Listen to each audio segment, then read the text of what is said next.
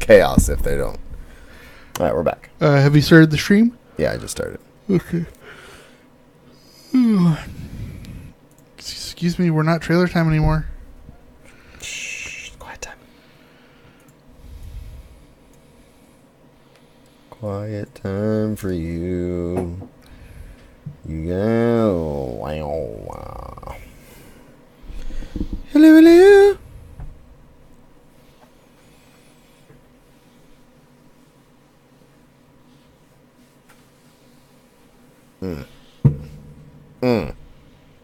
You know you missed it. Well, I can't unsee it. So that's a thing.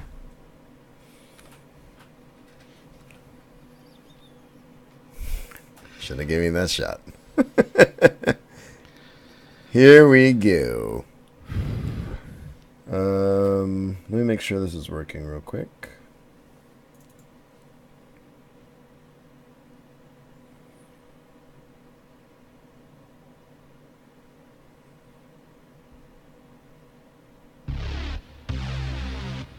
Yeah, it still doesn't pick it up on the...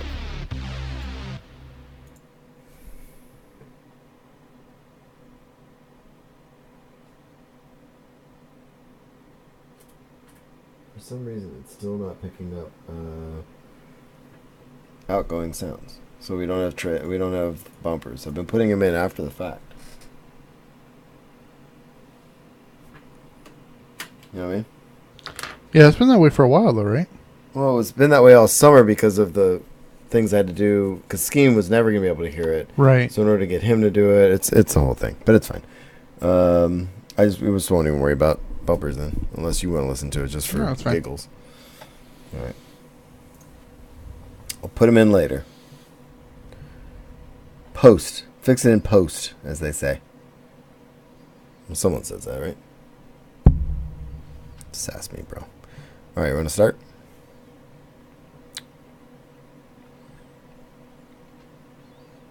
Waiting on you, sweetheart. Okay, well, I feel like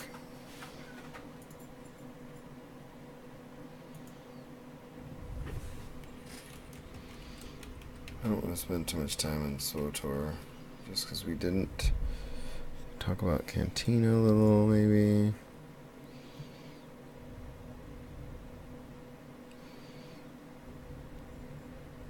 There's a patch today. That's pretty much it. I'm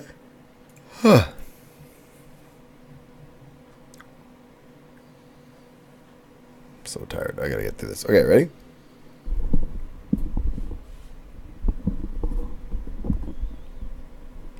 Turn this up just a little bit. Hello and welcome to the usual podcast. Fuck up. Take this away from me, bro. You ready? Ready.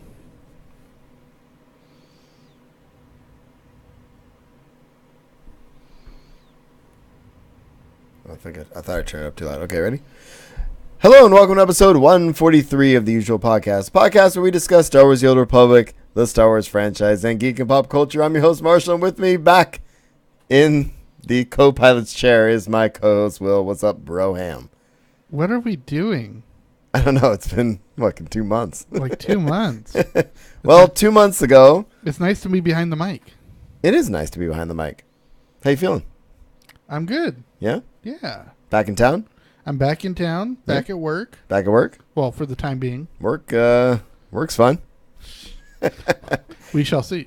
And because of work, we're sitting here enjoying our usual frosty beverages. What are you drinking, bro? Well, you force-fed me a shot of Bacardi a little bit ago. Delicious. And I am enjoying a nice Newcastle brown ale. Nice, dude. I'm drinking hot out of the off the presses is a Lagunitas brand new limited release super cluster. It is a Citra hopped mega ale of intergalactic proportions. Wow. You know what I have to say about that? You're a super cluster. It's delicious. It's I think it's about 8%. It's smooth. It's citrusy a little bit, but with a lot of hops. It's nice, dude. It's really, really quite nice. Jealous? No, not really. Cool. Anything else to add? No, not really. So before we get started, if you have comments or questions, you can find us at theusualpodcast.com. Email us at theusualpodcast@gmail.com.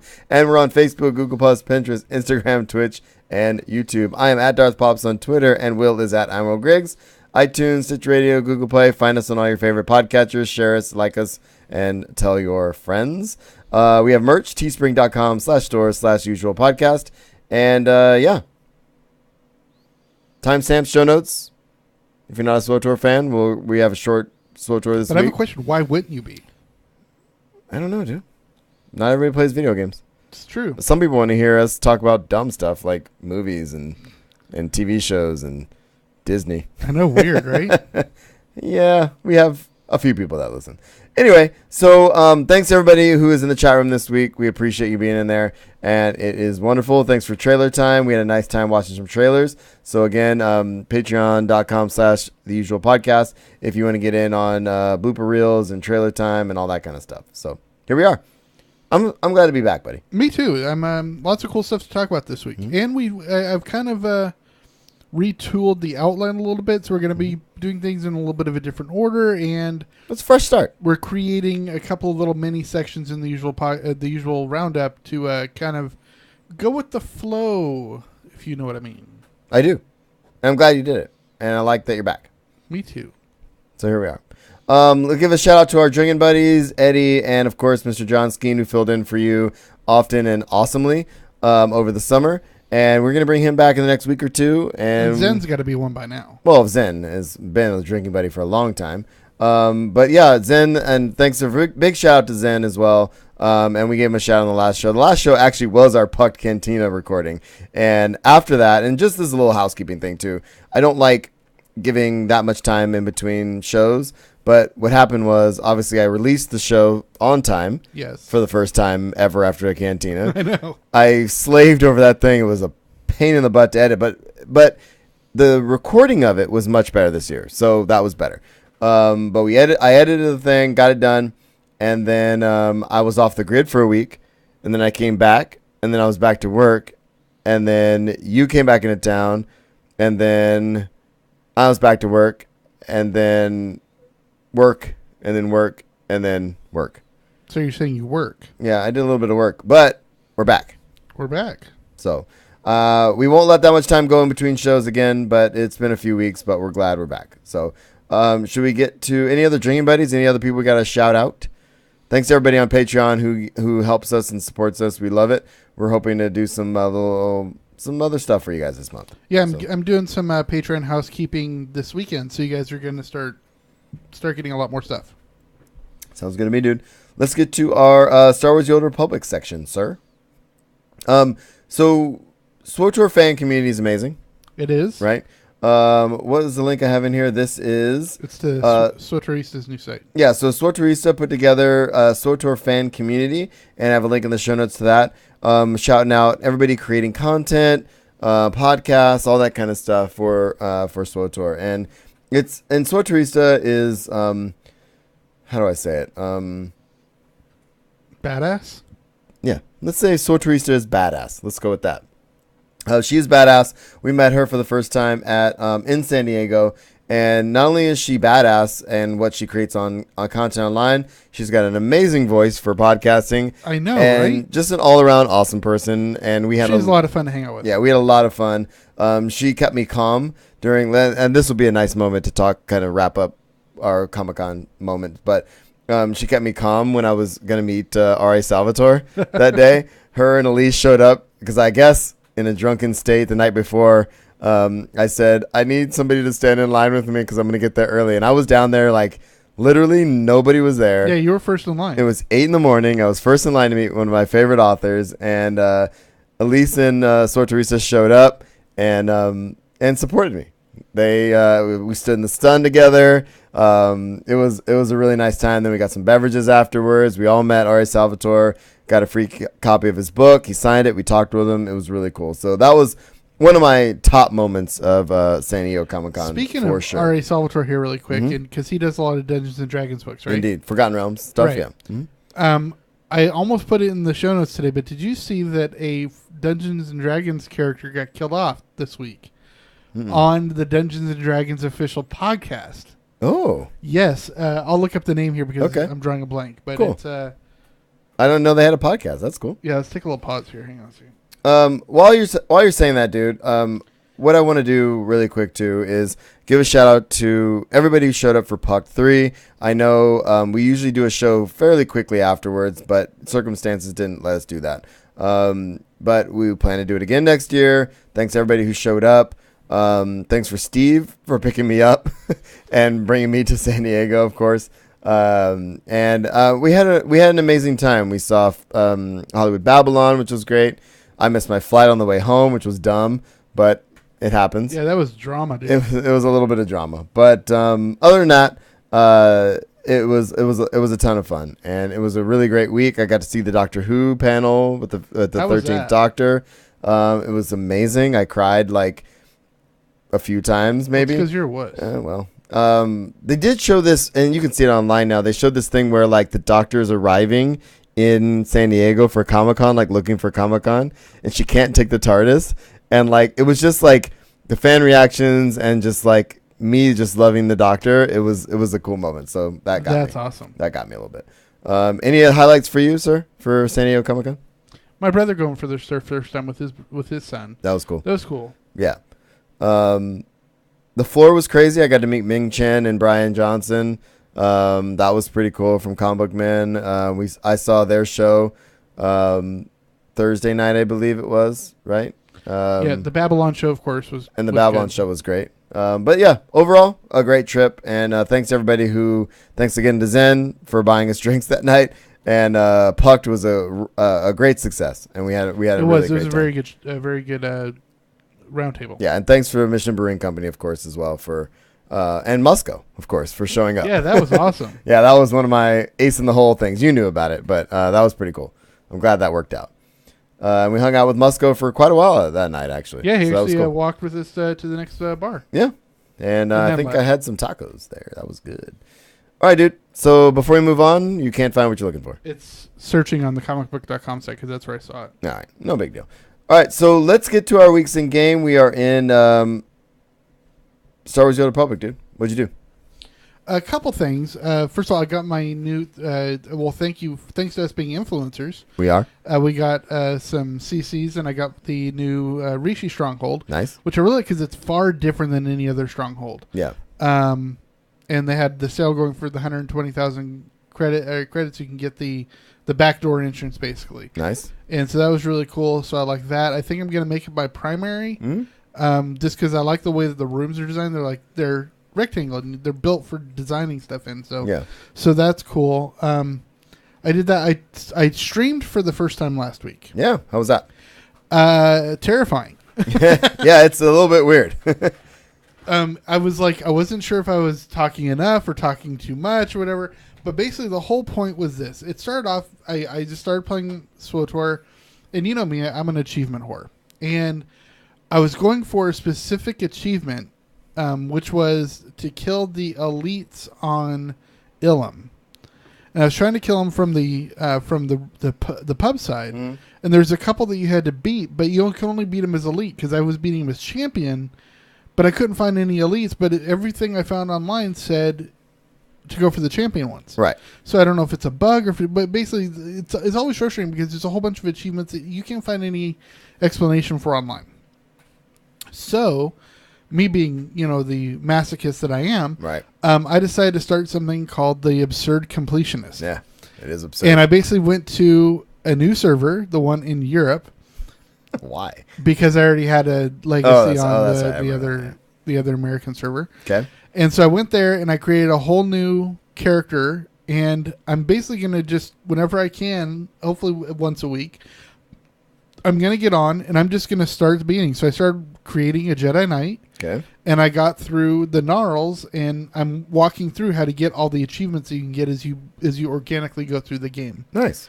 And so basically the gameplay that I did lasted about an hour and 15 minutes, but what I'm going to do is edit it down to little 2-minute videos that I'm going to post to YouTube that'll show how to get specific achievements, and at the end I'll say current count of Yeah. achievement points. So I dig it. yeah, so that's what I'm doing. And in honor of that, I created a new shirt.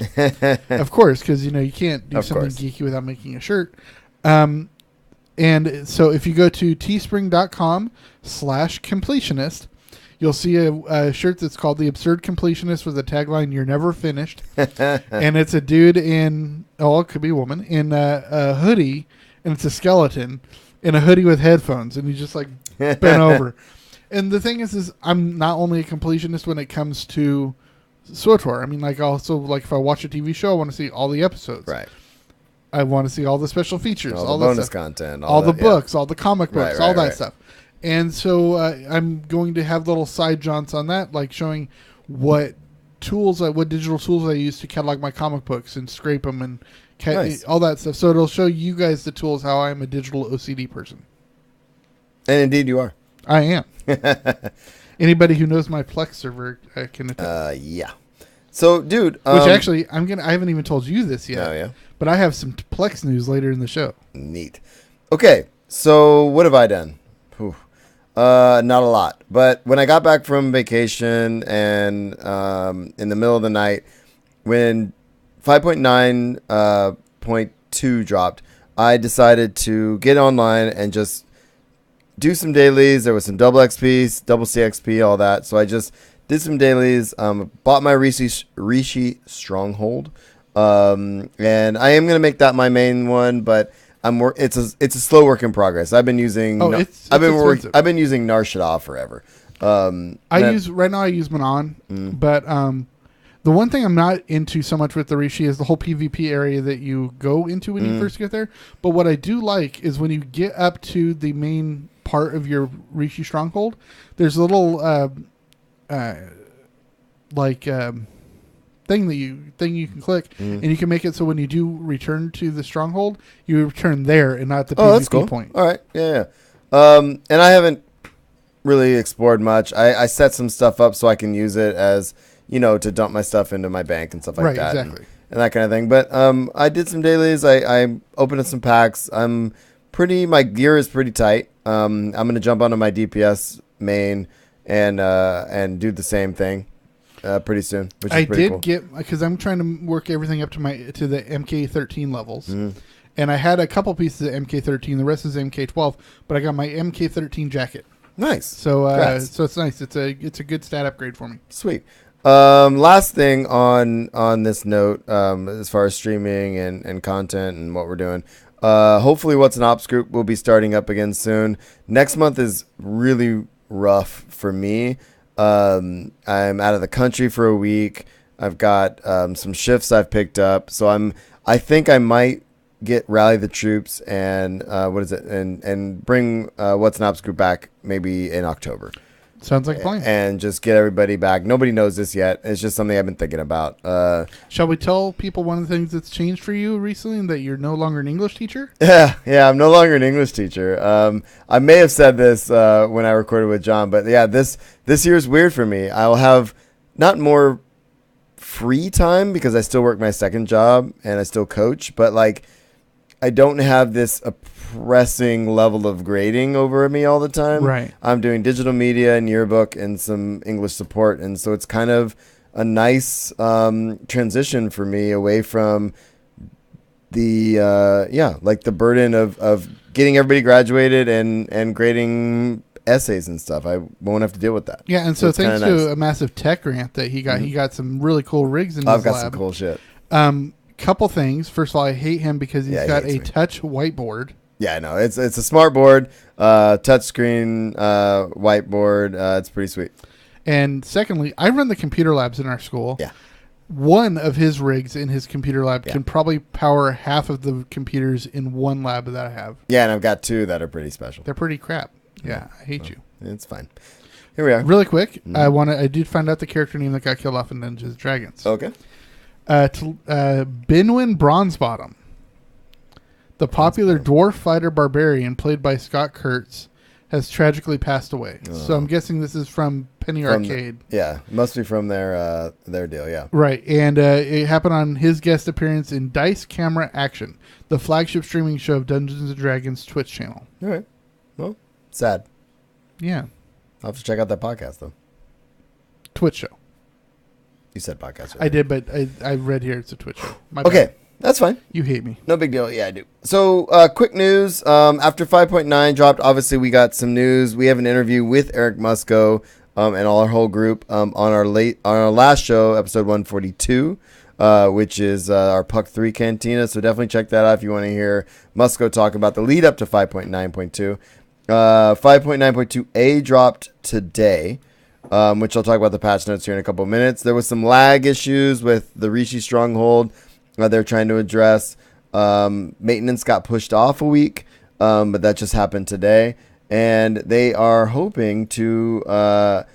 one thing I wanted to bring up here is a clarification on the matchmaking in Galactic... the space.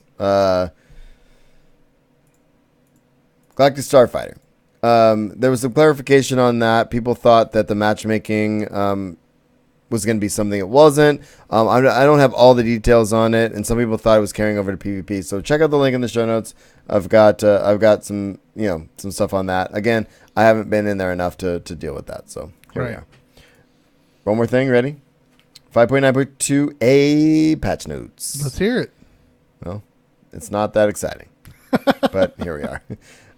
Closed the gap, which allowed players to get underneath the Overlook platform on the Rishi Stronghold. So I'm guessing people were doing something they weren't supposed to be doing. Cartel Market image for the Visa Mar armor is no longer showing the Marco Ragnos belt, which I guess was something somebody was upset about. Let's see what else we have. Win and losses are now properly tracked after ranked matches. That was fixed August 7th. Let's see. What else we got here? Oh. Corrected an issue where the veteran mode gods from the machine bosses were harder than intended. I feel like... Yeah, I don't know. I feel like we've encountered that. But and players will no longer experience intermittent slowdowns while in a stronghold. And that was the big one. This also fixes the collision and line of sight detected back for decorations. So what they were trying to do, and this was something that people were hoping that was going to be a thing, was... You would be able to set decorations to help with line of sight if you're going to set up your own arena for PvP in the Rishi Stronghold. Right, yeah. You know what I mean? So it looks like they're on the way to fixing all of that. Good. And various quick travel abilities will no longer randomly kill players. I didn't know that was happening. But Never happened to me, but that's funny. Freaking hilarious. Oh, God. Actus is there. What's up, Matt? How you doing, buddy? And various... character unlocks have been added back to the Cartel Market and will now display their appropriate price instead of true. And that was one of the things people were wondering about. There was actually a glitch when that came online, but they just recently fixed it today. Cool. So, and to answer Matt's question, no, I have not fixed my phone yet. It just hasn't been in the cards yet. hi, Matt.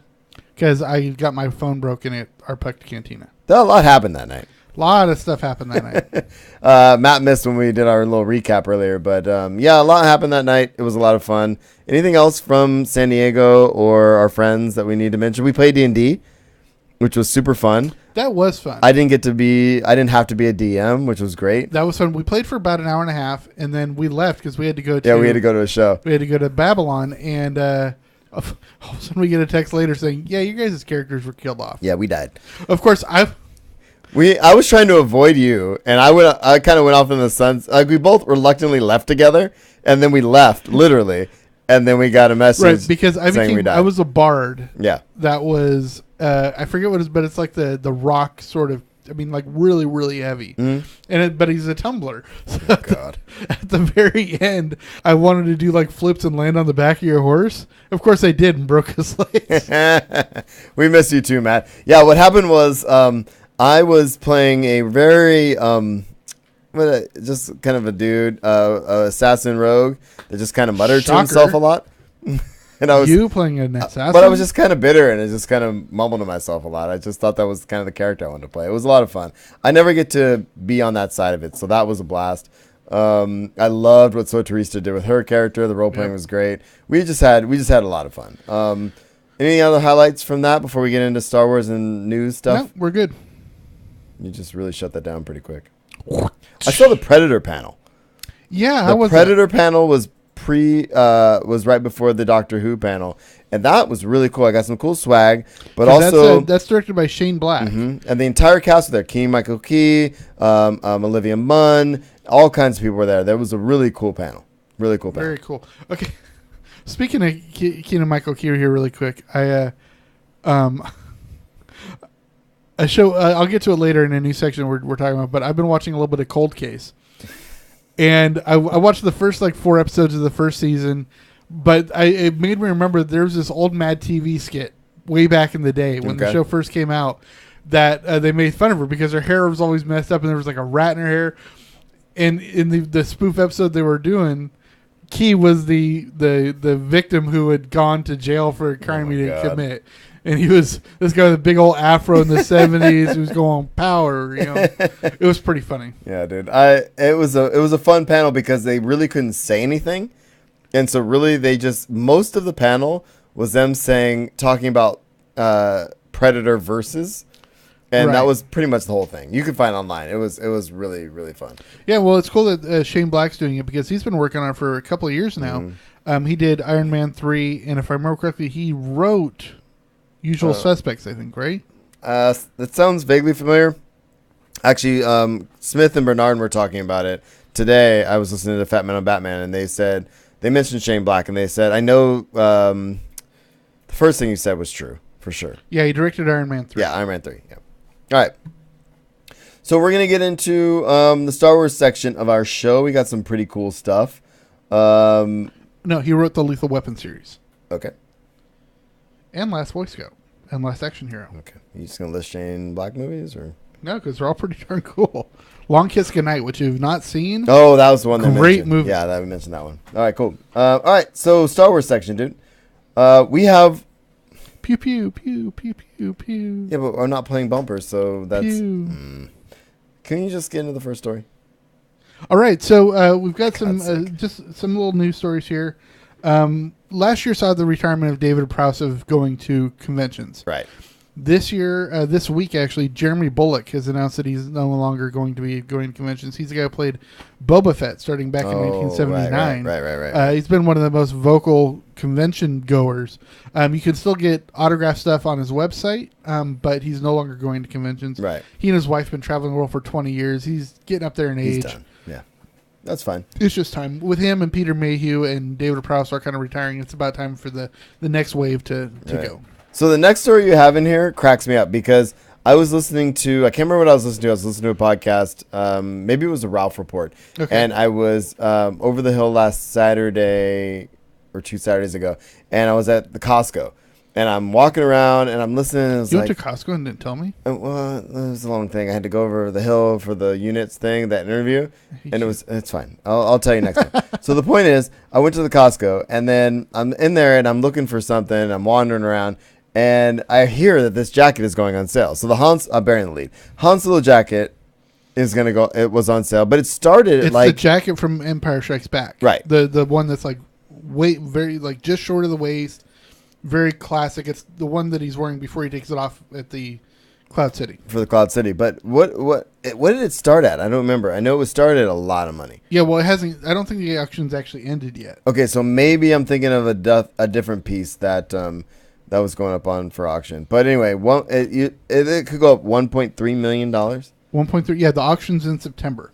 Wow. And it's the jacket which Harrison Ford donned in the iconic film of Empire Strikes Back. Right. It's part of a 600-piece auction being held at the UK's Prop Store. September 20th in London.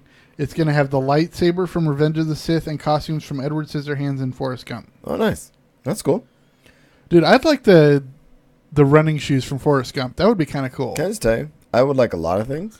I know, right? But I don't have $1.3 million. Okay, one thing we talked about it before the end of summer that they're renovating a lot of downtown Disney because they're putting in a new hotel. Mm-hmm. And they're getting rid of the AMC Theater, ESPN's already gone. Rainforest Cafe. Oh, they've already torn it all down? They're all closed. Bummer. But there was a store that's where the Lego store used to be, but it was an old Hollywood prop store.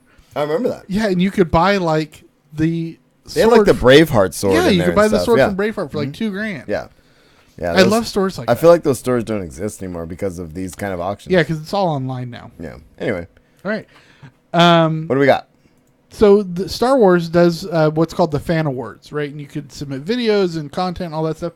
The submission deadline is September 27th. So Okay. if you want to do that, go to starwars.com, Do it and they'll quick. have something prominently on the webpage. So I think Sotorisa should be doing something. Yeah, like hopefully I have this out before that, but we'll see. that. Oh, it's a month from now. Oh, next. I thought you meant the 27th this No, month. September 27th. Yeah, hopefully by next month I'll have this show out. All right. So Man in can dream. this last little news part of just random Star Wars news, if you look at the picture we have in our stream, this is coming from micechat.com, which is a great Disney news site. If you have not, seriously, I've been doing it for years, and they do it well. Last week they did this article, and it has an update with aerial photos and ground level photos, the one that we're showing right now, of the new Star Wars land, which is on pace to open up in early 2019. But go to it. There's a whole bunch of images, and it's really darn cool. And what's really cool is they show the aerial photo and then they shadow box it, and then they show it from the ground level, and then they show what it looked like in the model. Right, so I'm putting it up in the stream right now. So, and I was actually at Disneyland,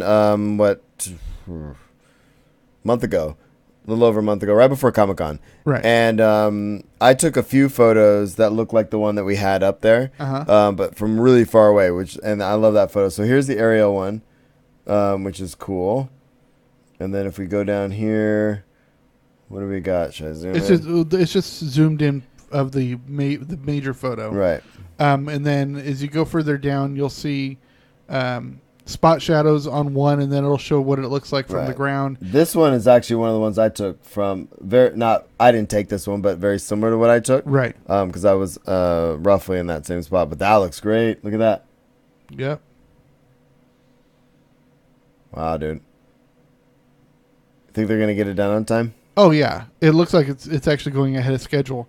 What I like is Disney World, I think, is a different story though. Oh, I think so. It's a whole. But what I love beast. is especially the picture that I showed, that one right there. Yeah, that's an aerial. It looks very similar to like the Hutt Palaces on Tatooine. No, on Hutta. Oh, okay, yeah, in SWTOR. Yeah. Yeah, these are great, dude. Cool. I can't wait for that, dude. I honestly just cannot wait. Oh, it's going to be a lot of fun. All right. What do we got next? We actually have some Star Wars comics news, and it's kind of cool because there's tying more of the overall canon into, and they're just kind of fleshing out stories that are not completely told, right? Okay. So you put in the first one, which is in a very recent comic in the Star Wars series. It details something from Emperor Strikes Back in Rogue One. Yeah. So also, I'm glad Matt's in the chat room. He's cracking me up. Totally trolling. Olivia is not a fake nerd. He always trolls. Dude, she was a host on G4. That's his thing, dude. Did I put this one in here? I think Yes. you put this one in here. New issue of Star Wars comic details. Oh, yeah, I didn't read this one. No, I put it in when we set up the Yeah. thing like a week and a half ago. Yeah. I can't remember exactly what this one was. 1 second. This is the one that talks about the connection between Rogue One and Empire. Right. It says, oh, yeah, this was great. Okay. In this episode of Star Wars, it shows Rogue Squadron. And they're flying. Well, it's before they're called Rogue Squadron. Because remember, they're called Red Squadron in A New Red. Hope. Yeah. And in Empire, they're called Rogue Squadron for the first time. Right. Well, this shows some panels where it's Luke talking to Wedge. And I'll read this verbatim. It says, Wedge is saying, "No time for sentiment, Luke. We need to get fighting." Yeah, we need to get fighting. And then, sorry, it's not big here for me, so can you read it? Yeah, I'll read it. So he says, "No time for sentiment, Luke. We need to get to fighting." So flight leader, and then jumps over to the other guy. He said, "What's our call sign?" And then Luke says, "You know, Wedge, if we're acting like Jyn Erso, I have to disagree. It is time for sentiment." And so he refers to Jyn Erso, and then he says, "Rogue Squadron, form up." Because you remember when they're first going into Jakku. Yeah. I think it's Jakku. Cassian, they're saying what's our call sign? He just says Rogue One. Yeah. And so that's how the famous Rogue Squadron gets its name, because Luke is inspired by Generous Sacrifice. Right. Wait, it wasn't Jakku. Jeddah. Jeddah, yeah. Jakku is where... right, that's where Rey's from. Rey's from. Yeah. Yeah, so I thought that was very cool. No, that's cool, dude. That's like... It's such a nice little... And I like that it's a subtle...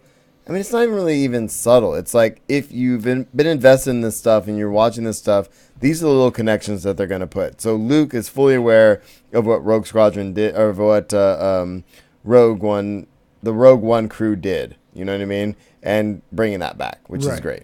I thought that's badass. So this next article is from comicbook.com, which the other one was too. But it talks about the current run of the Darth Vader series. Mm.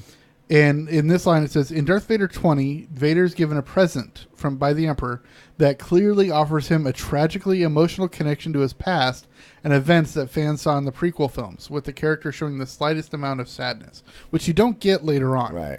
And so I made my screen bigger so I can actually read what the panel says here. Here we go. That scrolls. Sorry, my computer's glitching for a second. So it shows Vader and Palpatine walking into a hangar, and what you see is the very sleek-looking flagship of Padme. Yeah, that's the Nubian, right? Yeah, and so it could just be one that looks similar. And the Emperor says, "For you, my apprentice, do you remember it?" And the next panel just shows Vader looking into the side of the ship, and then it's a big pause, and then he just says yes. And the cool thing is he realizes it's the actual ship, because it looks like it was the last time he saw it, with all the damage and everything. Right. And it shows Emperor Palpatine saying, "The royal vessel of the lovely Padme Amidala. Such an elegant thing from an elegant world," which is very similar. Which is funny because that's where he's from. Right, exactly. Right. So, but it also calls back to the elegant weapon of a civilized age. Civilized age, yep. And then there's of course, a maintenance droid on top, and it says, "Full restoration on the exterior should be completed in approximately 2 days, Emperor Palpatine. All interior systems are in working order." And then all of a sudden, he's just crushed by the Force. And then it shows Vader just doing the pinch sign, and then Palpatine's got a nice grin on his face. Yeah, wicked grin on his face. He says, "Yes, perhaps it suits you better as it is." Yeah, keep it the way it is. It's just so awesome because you don't get emotion from Vader all that often. You do from Anakin, but not from Vader. And it bums me out, dude, that I'm so far removed. I really did like that Vader run. Yeah. And this is the second run now, because they got up to like 30 or something. Now they started again. Yeah, no, shoot. Yeah, so I have them, a bunch of them somewhere. Yeah, so so this is where you're getting a little bit of Anakin coming through, and not the whiny sand thing, but the actual not the sand stuff, loving stuff. Too much sand. All right, dude. So books. Yeah, so a couple of books news here. Sorry, my computer's just waking up. Keep up, bro. So we're getting the novelization of Solo coming, I believe, next month. Okay. Finally, because I'm surprised it didn't actually come out earlier. Yeah, it took a little while. But what's cool is it explains Leet's controversial fate. Spoilers, if you haven't seen Solo, which you should, because it's actually on digital now, Leet was leading a rebellion of droids on Kessel. Right. And she basically sacrifices herself. And then Lando decides to input her memory core into the Millennium Falcon, which is actually called slaving it to the computer, which is an ironic term. Exactly. And so there was actually, I didn't read this before, but there was actually a lot of uproar about the fact that he was taking choice away from her. I suppose. Right. So, but basically what happens is in the new novelization, there's a connection. There's a conversation between Leet and the Falcon. Oh, good. And it says, that'd be cool to see. Yeah, because it just kind of makes you wonder, does Leet have a choice, right? So in the thing, the writers, it says, this is an excerpt from the book. It says, L3 had a choice to make. She could die with her final act being a liberator to all the droids on Kessel, or she could join with the Falcon, live on, and be part of something much bigger. She could save them all. And then this is the Falcon talking to Leet. The Falcon's computer talking to her. Oh, nice. It says, if you refuse, you die.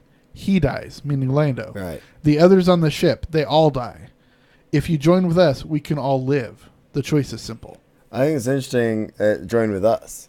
So Yes. So how long has the Falcon been absorbing, like other consciousness is not the right word, but entities. But the cool thing or, is this is prior to either Lando or Matt said no, she is not.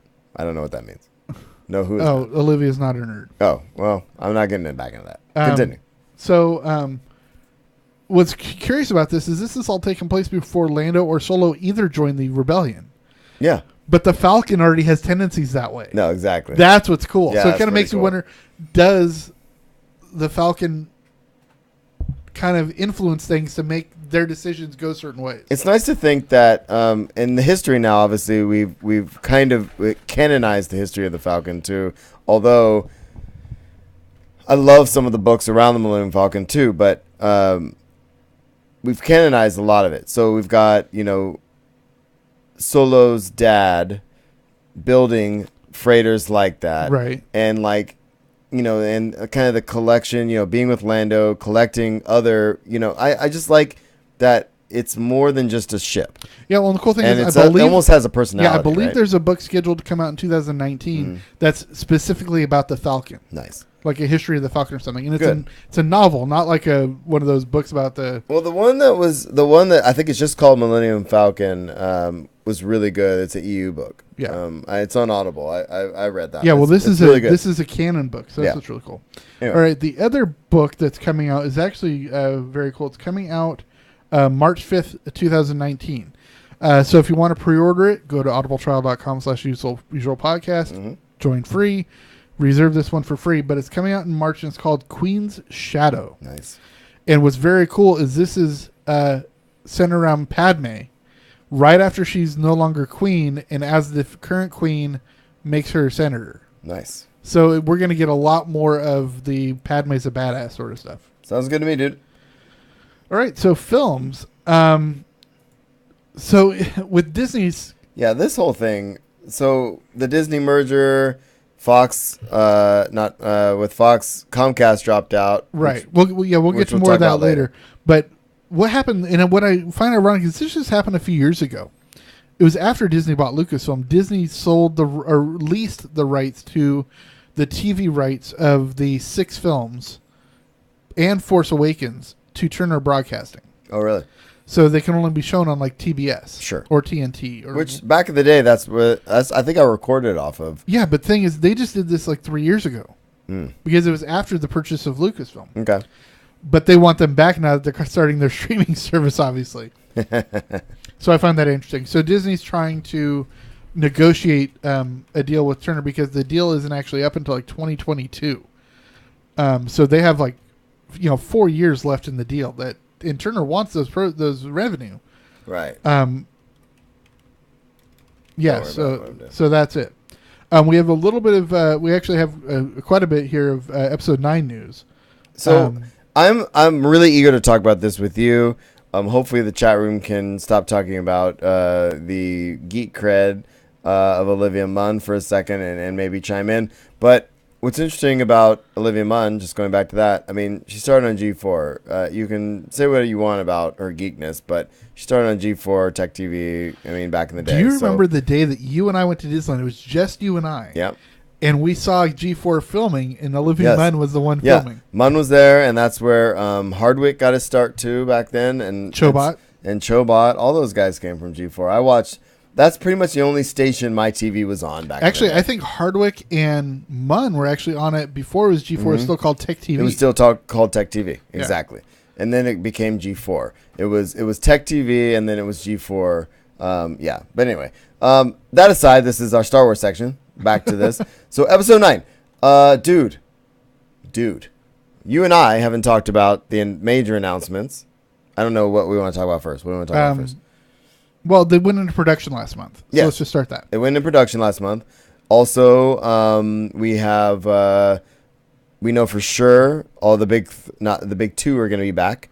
Right. Leia and Hamill. Right. And Lando. And Lando's been added. Billy and the D. cool Williams. thing is they were Jada had originally said he was going to be using cut footage from Force Awakens for the Leia footage, but it's actually he's also going to use some of Ryan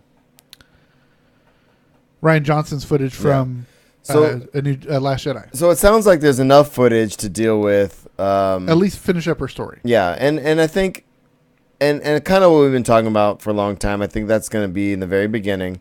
Yes. They're going to wrap that up with whatever footage, say goodbye, and move on with the rest of the film. Obviously, the Hamill thing is. It's going to have to be Force Ghost. Most people think it's going to be a Force Ghost, but there's some controversy out there about it. I've heard just around like. Unless they finally did the Knights of Ren flashback about that, and he's actually alive at that point. Yeah, well, that I can see. But what I would love to see would be to have Obi-Wan, because there's rumors that Ewan McGregor has been asked to do some shoots for something, right. and everyone thought it'd be a Kenobi film, but he's actually come out and said that's not happening right now.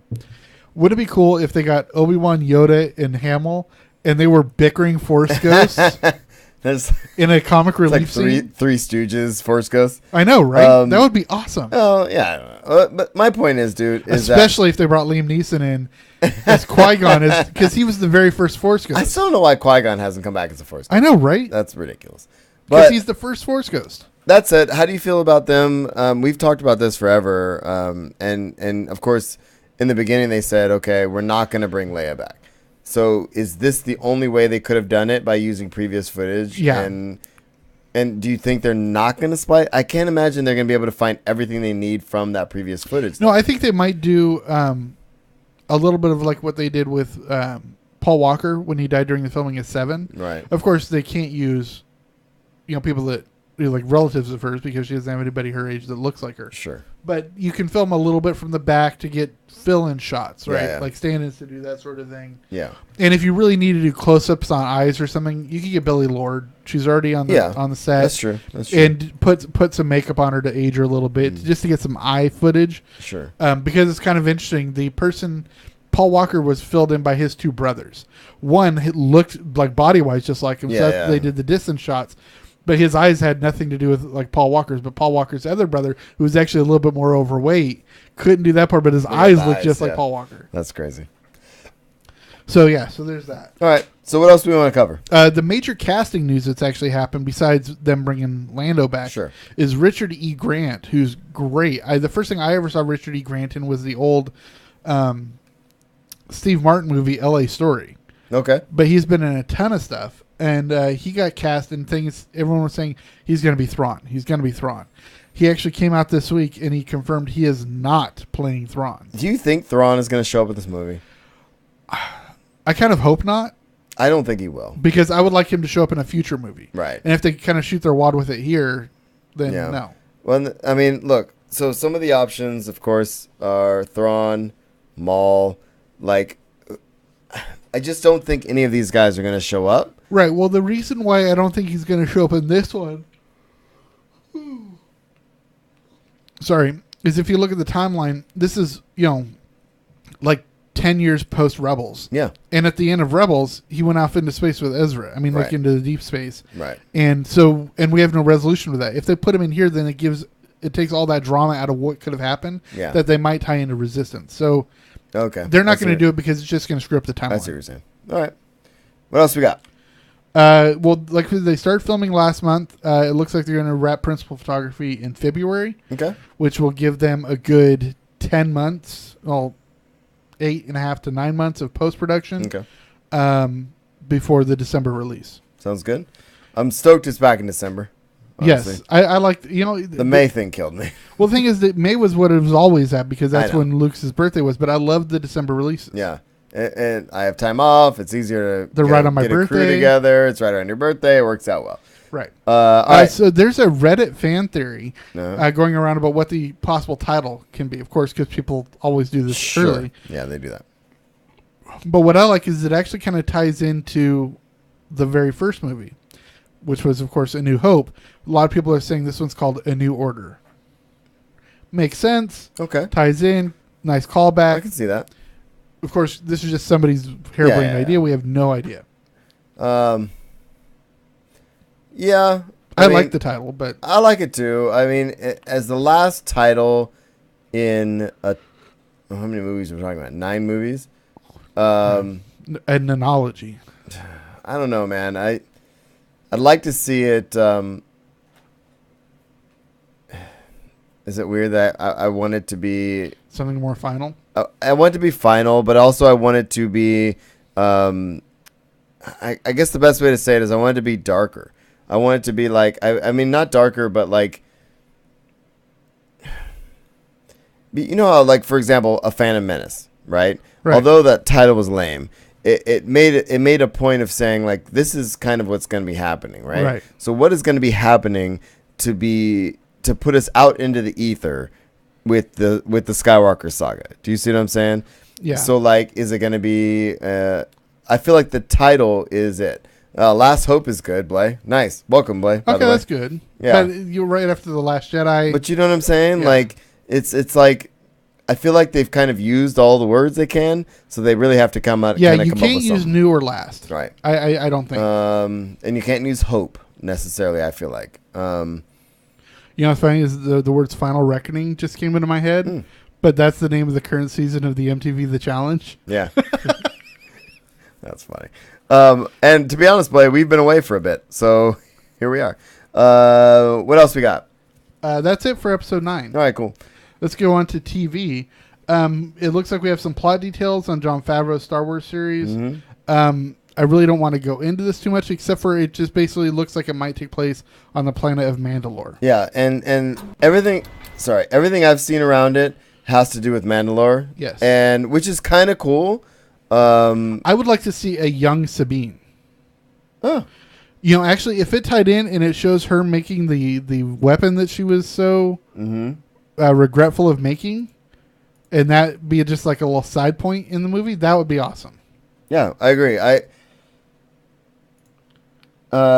do agree that I think that the Mandalore thing, bringing Sabine in, wrapping Rebels into it, all that makes a lot of sense to me. Cool. All right. Couple of Resistance things. First of all, let's just talk about the timeline. Yeah, while you're doing that, I'm setting this up. What was that? I'm setting this up. Okay. While you're talking about it. It's kind of confirmed, but not quite confirmed, that it's actually going to be taking place I think it's just after Force. Yeah, look it up. It's like right It's like before months. Force Awakens, like 10 months before or something like that. Let's see here. And this is all brought through data mining, so take it with a grain of salt. But it says, according to what they data mined, the quote here is, said about 6 months before The Force Awakens, Star Wars Resistance tells the story of Kazuto. Yeah, say that last name. Yeah, Zhono. Because it looks like it's written Chinese, which Z-I is Zhe. Yeah. So Kazuto Zhono is what I would think. Okay. A young pilot recruited by the Resistance and tasked with a top-secret mission to spy on the growing threat of the First Order. We already know Poe's going to be in it. Yep. We'll see in the trailer. We're just about to watch that Leia's it. going to be in it. Yep. Voiced by a different actor, of course. So, yeah, let's watch the trailer. This is the trailer for Star Wars Resistance. Yep.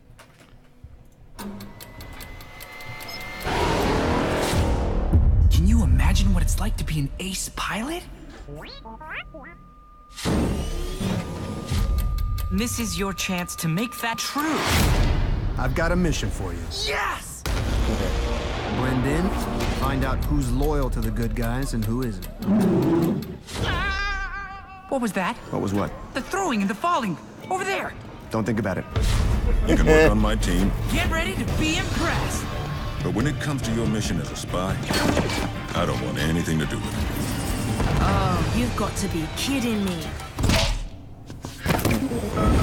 I just wanted to wish my competition good luck. This is fine. I'm fine. Just be careful and don't explode. I'll do my best. This should be good. Here we go. Star Wars Resistance in all new series premieres Sunday, October 7th at 10 on Disney Channel. Yes, we're only like 6 weeks out. Dude, It looks really cool. There's actually a lot of debate online about the merits of the anime feel to it because it looks very Airbenderish. I was just gonna say I am actually kind of excited that it looks anime style. Yeah, a lot of people are excited for it, but a lot of people find shocking. it as But I honestly like anime style animation. Obviously, we've been watching a lot of Steven Universe has that feel to it. I love Dragon Ball Z back in the day and stuff like that. I actually like anime, unlike some people, and that's fine.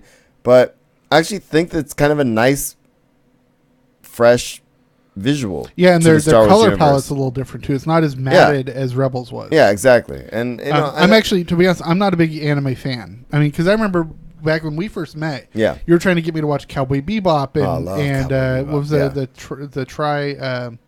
Trigun. Oh, no, you're thinking of Gungan. Gungan, right? Yeah, maybe it was Trigun? Bubblegum Crisis. No. But it was. maybe that I know someone you were else. trying to get me to watch the first one I saw. Yeah. But I like the visual. The Yeah. visual is very cool, and the color scheme is great. I think it's gonna be fun. I'm looking forward to it, honestly. All right, our last bit of Star Wars news. Yep. They announced a new Lego set, and I it's should huge. put this in that thing. Yeah. It is 2,800 pieces. I mean, it's nowhere near like the 6,100 of the Hogwarts castle, but this is Cloud City. And what I love is it actually has 4 different parts, including the docking bay with its own Slave One. It has the carbonite chamber. It's got the conference room where the meeting happened. Right. Very cool, but it also comes with 18 different minifigures. Amazing. Did they put a price on this one yet? Yeah, I think it's $349.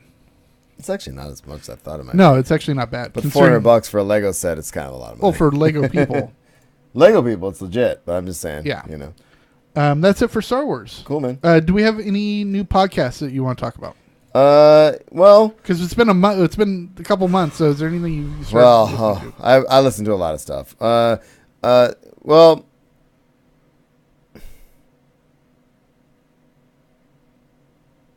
there's a spinoff of Lore, Yes, it's called Aaron Mankey's Cabinet of Curiosities, which is pretty good. which is cool because Lore is usually about 25 to 30 minutes, Yeah. depending on the story he tells. This one's he much tells, shorter. yeah, he tells 2 stories in about 10 minutes. Some else. Felicia Day has her podcast in a beta state Yeah, right now, which is pretty actually, I cool. think it's out of beta now, but I think it's called Felicitations. Yeah, she's still labeling them beta. Oh, but, actually, okay. at least in my feed. And then there's one other one that I've been listening to a lot. Well, no, I'll tell you this. I'll talk about the other one later in the show, but I obviously listen to the Ralph Report, which is great. But you know, I like Sanspans for their D&D stuff, right? Right. They did for the podcast of Annihilation, which was sanctioned from D&D Wizards of the Coast, right? They taking initiative. There's a crossover. that's a cool. There's a crossover event with those guys, a bunch of DMs. The one I'm listening to right now is a bunch of DMs from Adam from D&D is for Nerds and a bunch of other ones from other podcasts.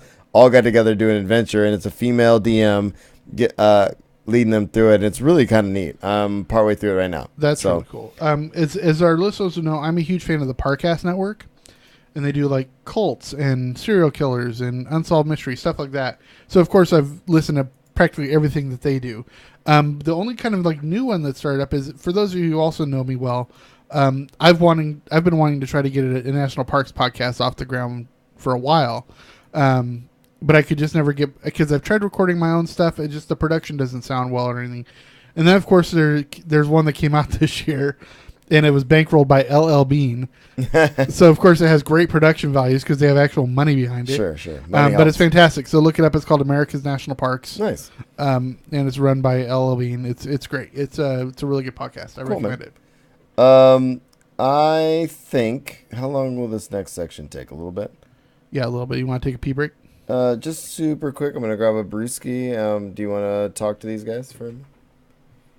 I'll be back in 45 seconds. Cool. Yeah, be just a minute, guys. Yeah, they're very good. No, I'm good. I'm going to be driving home soon. Okay. Oh, so Blay, how's graduation life treating you?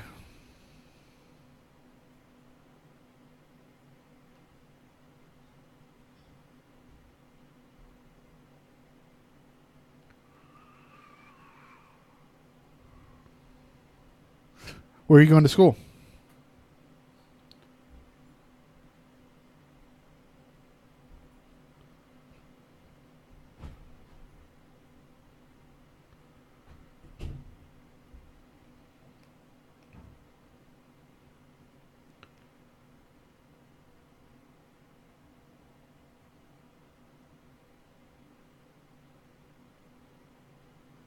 Oh, that's cool. Yeah, actually, I ran into Josue and Victor, and I know they're taking classes at Mendo that just started this last week. So cool. You know, making money, you kind of need to. I get that.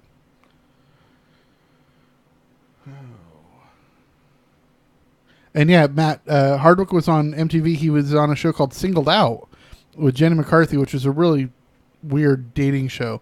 But actually, a guy I went to high school with was actually on Singled Out, and he made it to the final 3 people that go on that weird step towards the date sort of thing. And that was when he was back in his drinking days with his moppy haircut. It was kind of weird.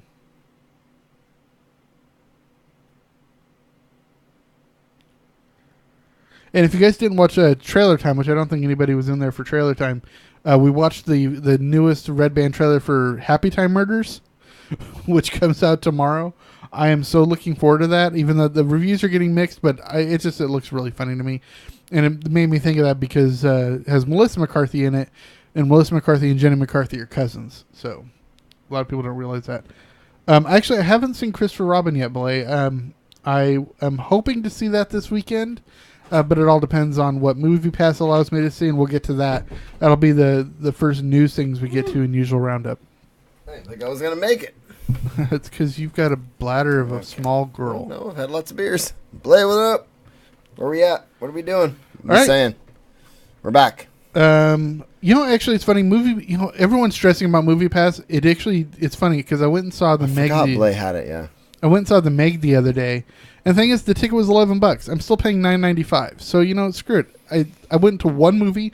I made $1.05. So I really don't care if they limit me to 3 movies a week or whatever. As long as I get to see one movie, it pays for the ticket. So I'm okay with that. Okay, so since you're ranting, we're in the usual roundup. Okay, let's get into usual roundup. Let's talk about what we're talking about. So Movie Pass. Movie Pass. They're getting a class action lawsuit.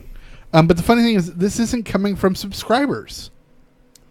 What do you mean? It is coming from investors. Oh, the people that aren't put making money off of the product? The people that put in the money are saying that the financial people at MoviePass misrepresented their earnings model. Oh, I can see that. So even though I don't think they thought they were going to be making profits by now, they're not getting the deals with theaters and movie studios that they thought would be making a potential later on. All right. And so there's a class action lawsuit from the investors. Interesting. But so they're now limiting subscribers to specific movies on specific days. Most brand new movies. But they already didn't let you go to brand new movies on the day of anyway. Well, that really started with Fallout, which you couldn't go see Fallout for like the first 3 weeks of release. Really? Okay. Then they started peak pricing, which basically. But then the funny thing is like, I don't think we've had a sellout at our movie theater since Force Awakens came out. Yeah, Force Awakens. But every single on a couple other every single show Marvel of movies. every single showing, Yeah. was peak pricing, and they were adding like $6 to $7 on a showing. So were you paying on top of the movies that you saw? Is that what No, you're so saying? basically you pay $10 a month for the thing, and then when they introduce peak pricing, you go in and say, okay, this one's going to cost you an extra $5 more. Oh, I see. Okay. For this ticket, where it would be like 11, so basically you're getting like a $6 discount. Blaze says they were not letting you see the same movie twice. Yeah, they stopped letting you see the same movie twice, Right. and that I totally understand Yeah, because makes sense. what if I did it and I went and saw Fallout, but then I gave you my card and you went and saw Fallout. Right. Because they never check ID. Well, they got rid of peak pricing. So now what they're doing is basically saying they're limiting it to a couple of movies a day. So like, Okay. I went to go see Meg the other day, and it turns out it wasn't available that day, but it was the next day. Oh. So I just had to wait a day, and I went and saw that. But then the next day it wasn't available again. So every day Right. I you just see. don't know what's going to be available. All right. And so they're just making it's making it much more cost efficient for the company. Mm-hmm. And honestly, whatever they do, I'm okay with it because as long as I go see one showing, You got your I'm money. saving money. Yeah, you save money regardless. Right. I mean, if I go to matinees, I have to go see 2 showings. But It's like I pay. I mean, if I think about it in that same context, like if you look at the Netflix model, I don't know how much I even pay a month now. Was it 12? yeah, I think it's $12.99, Yeah. $13.99. So I pay 13, 14, 15 bucks. Let's say I pay $15 a month. Right. Right. If I watch, I feel like 3 or 4 hours of content in that month. It's worth it. It's well worth it. Like I don't even think about that anymore. I have Right. Netflix. I'm not going to not pay for it because I didn't watch a movie that month. Okay, and this You is know what I mean? I'm glad you bring it up. We're going to be coming up to one of our discussion topics, which is the thing of subscription of streaming services. Yes, which we'll talk about. So Um, let's finish this up and then we'll get to that. Yeah, so that's it with Movie Pass. But it basically comes down to this: as long as I see a movie or 2 a month, Yeah. I'm good. Then you're good. Yeah. I'm good. I don't But care. there's people out there closer to bigger theaters that were probably wildly abusing this in the beginning. Oh, well, don't get me wrong. When I first got it, and they would let you go see movies, whatever. Yeah. The only limit they had is you could only see 1 movie per day. Right. But didn't whatever. Didn't matter. I was basically we could get up to 4 new movies a week. Whenever a new movie, I mean, hell, I went and saw Sherlock Gnomes. Come on. Yeah, it makes sense, dude. I mean, I but just why went wouldn't silent. you? But know? no, I just pick and choose. And it's totally fine. Right, and that's fine. All right, what do we got? So Michael Caine came out and had a cool little interview about Inception. Okay. I know this is like 10 years on. Yeah, it's a little late. But the major thing about Inception is you never knew at the end of the movie when he spins his totem Yeah. whether it falls or not. So you Right. don't know if he's in a dream or if it's reality. Yeah. Right? Michael Caine came out and he said when he first read the script, he didn't understand the concept really. Mm-hmm. And so he went to Christopher Nolan and he said, when I'm in stuff, is this a dream or is it not? I don't get it. Yeah. And the only thing Nolan said to him said, if you're in it, it's not a dream. Interesting. Okay. So if you extrapolate that, the final scene is when he goes to the airport and picks up DiCaprio's character, brings him home. Right. He spins the totem, and then he goes to see his kids. Kane is in the background. Yeah. So It's not- real. It's real. He's Okay. out of the dream. All right, that's cool. It's not confirmed, but that's as close as I think we're ever going to That's get. kind of cool. I haven't seen it. I only saw it the one time back in the day. Fantastic movie. Yeah, it was a great movie. It's Nolan being brilliant. Yeah. What do we got? Big Bang? Announced the day before yesterday, Big Bang Theory is ending after 12 seasons. This coming season is going to be its last season. And then it came out today that it's because Jim Parsons wants to leave. He's done. Yeah. Well, I was my guess would have been it's going to be one of the big guys leaving. Jim Parsons is the biggest of them all. Right now, he's making $1 million per episode. Yeah, which seems to be the last season or two going rate in a la Friends and Right, I mean, Seinfeld. Yeah, and well, stuff if you like do, that. actually, Seinfeld didn't get up to that, but They never got to a Frasier got to $2.2 million for Kelsey Grammer. Did he really that Yeah. high? Wow. Charlie Sheen was up to I think 2.4. Yeah, he was making a for ton 2.5 Men. for 2.5 Men. Yeah. But what is interesting to me is I actually kind of thought, and I love Big Bang Theory. I think that they could have went out a season or two ago Yeah, and still be fine. and still be fine. But what I want to know is, are they benefiting by going longer? Because how many seasons do you have for syndication? 6 or 5? 5. So they already got Yeah, basically you have to get to like 100 to 110 episodes. Yeah, so- and they're at 267 or something. So they're well into that. So, I mean, at some point they were going to end. They got the syndication. These guys are going to make zillions of dollars for the rest of their lives. Yeah, well, because they're getting a cut from syndication for the rest of their lives. Forever. So basically, every new episode they do is just going to make syndication that much more profitable. Exactly. But basically, what they're leaving on there is the deal that Fox is trying to get them will get Parsons to sign was he was basically going to get $50 million for the next 2 seasons. Wow. Which they do about 22 episodes a season, so it's a little bit more. Mm-hmm. You're looking at maybe $1.25 million an episode or something like that. But it's time for him to leave. He wants to do other things, I'm sure. Well, You he know what does I mean? Broadway already. He's Yeah. getting movie roles. He's a brilliant actor. So Yeah, and really quick, talking about Big Bang Theory, my sister posted a really funny Venn diagram. And if you guys don't know what a Venn diagram is, it's the thing where you see circles overlapping, Right. And they say, well, this and this, but when you put them together, this is what it is. Well, it showed these 4 circles that overlapped, one overlapping another, and then that one overlapping, and it basically said, Nova on PBS is a smart show about smart people for smart people. Right. Okay. Then you have Arrested Development is for smart people about dumb people. And then you have That's good. I like that. oh, what was one? It was this one's not important, but it's Keeping Up with the Kardashians Yeah.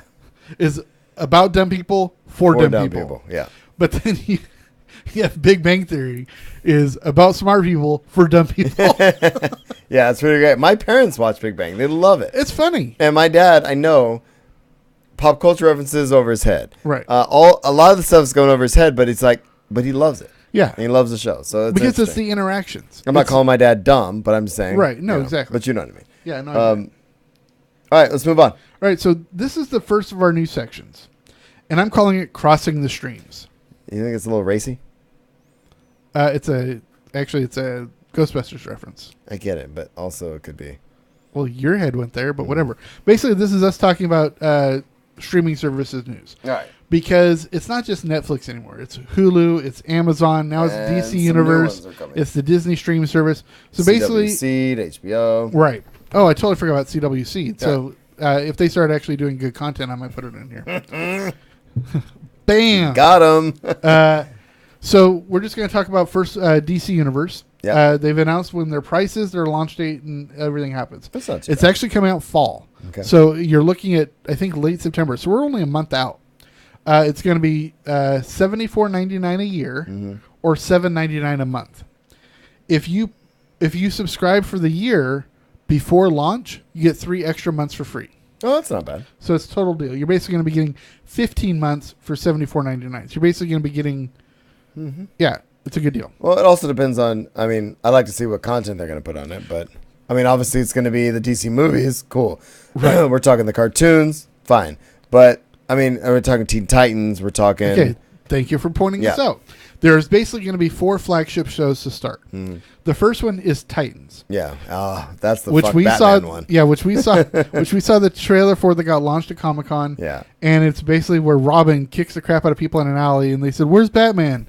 And he says, "Fuck Batman." I mean, that was a big moment in Comic-Con this year. So that's Okay. I'm down with Well, that. they're so all in on Titans that they are already doing a spin-off of it, So wait, which makes sense because it's a show that hasn't launched yet? Yeah, it's a spin-off of a show that hasn't launched yet because it's a spin-off of that original content already. Sure. It's called Doom Patrol, which has Cyborg in it. Oh, okay. All right, okay. makes sense. Okay. So the Doom Patrol series is going to be coming to DC beginning of 2019. All right. Okay, it's also going to be getting Swamp Thing, which is Okay. very cool, but it's being produced and run by James Wan, Okay. who did the first Saw movie. He did a Oh, Conjuring that's why that movie, name sounds familiar. but Okay. he also did the most recent Fast and Furious. Okay. So he can do big budget stuff. Sure. They're also doing. They're bringing back young. What's it called? Young, not Young Titans, but Young. Oh, I think I know what you're talking Yeah, about. they had two episodes or 2 seasons already. They're bringing Young it back Justice. for Young Justice. Yeah, they're doing it for a 3rd season. Thanks, boy. So they're bringing that in, and those are going to be their 4 flagship shows. Okay. There's also another cartoon that they're going to be doing, but it just got announced today. Kevin Smith is getting a show on DC Universe. Yep. And it's going to be him talking about DC Comics, and it's going to be called, it's a daily show, and it's going to be called DC Daily. He's doing it daily, huh? Crazy. Okay. That's what it says. Sounds good to me. So that's what we're basically getting from DC Universe. I haven't heard him talk about that on any podcast yet. That's pretty new news. Well, because it just happened today, so Right. he hasn't recorded it's anything. new news, man. Disney Why stream am I news, yelling at obviously, you? we don't have a ton of news yet, except for it was just released this week, announced this week, that Marvel movies, the MCU basically, will no longer be releasing on Netflix, which is what it has been doing. Just hit skip on all of them. But beginning with Captain Marvel, they will not be putting them on Netflix. They're going to go directly to DC streaming. Okay. Sounds good. Netflix, this is where we get our Marvel news. Jessica Jones creator is leaving the series. Okay, but the big reason why is she's getting an 8-figure deal. 8 figures. You heard that right. 8 figures. My eyes are wide. That is at least $10 million. I'm aware An of how 8-figure numbers deal work. to go work for Warner Brothers TV. Wow. Now, does that mean she's getting her own show in Berlanti's universe? Who knows? Who Or cares? what? But she's doing For that something much for Warner- money? Yeah. So you're looking at multiple shows that she's. I mean, I love Jessica Jones, man. I love that first season. I haven't finished the second season yet, but I need to bust that out because I gotta see what's going on there.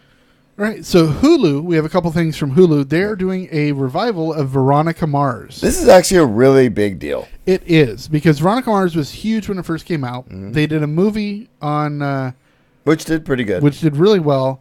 But thing is, all these things that they're doing reboots of for 2019, including Facts of Life and just a ton of stuff. Yeah. A lot of people are saying this is the most important one. Yeah. Because it was really a big pop culture touchstone for that generation. Exactly. It's younger than us, but for the millennials, it was big. It's a big deal.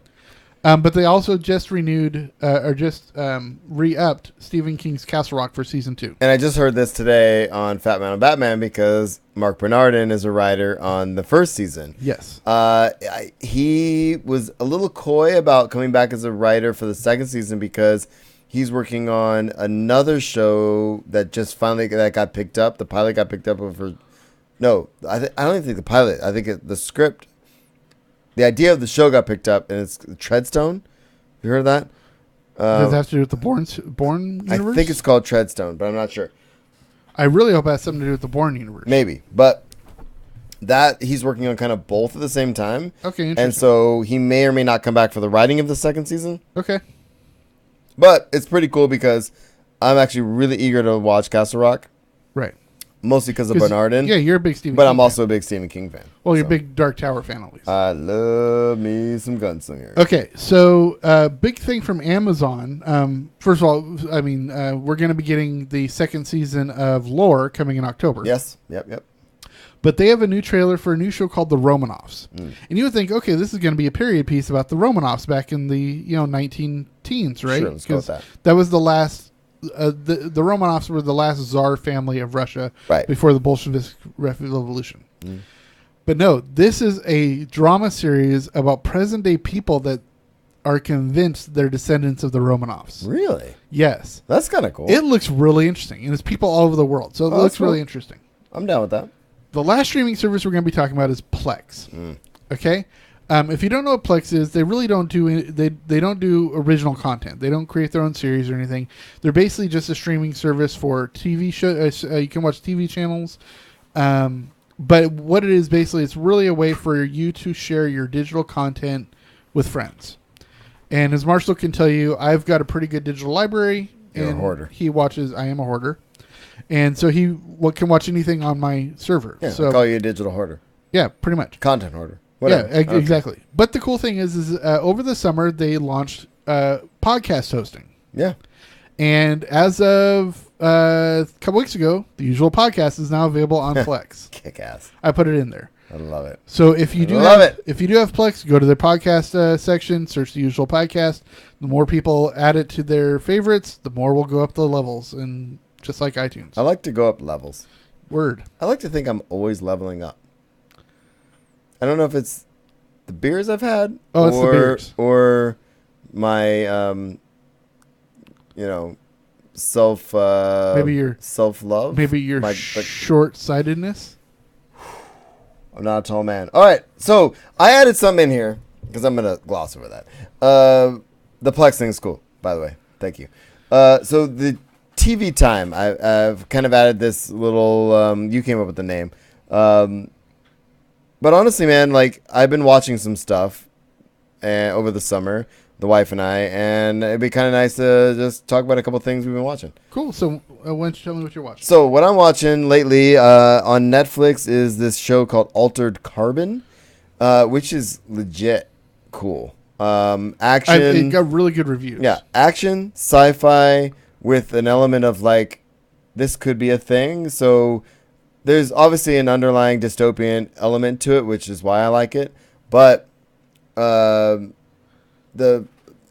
short version of the premise is that anybody's body is a sleeve, and Oh, really? they've figured out how to download consciousness into a disc, that is embedded in the spine.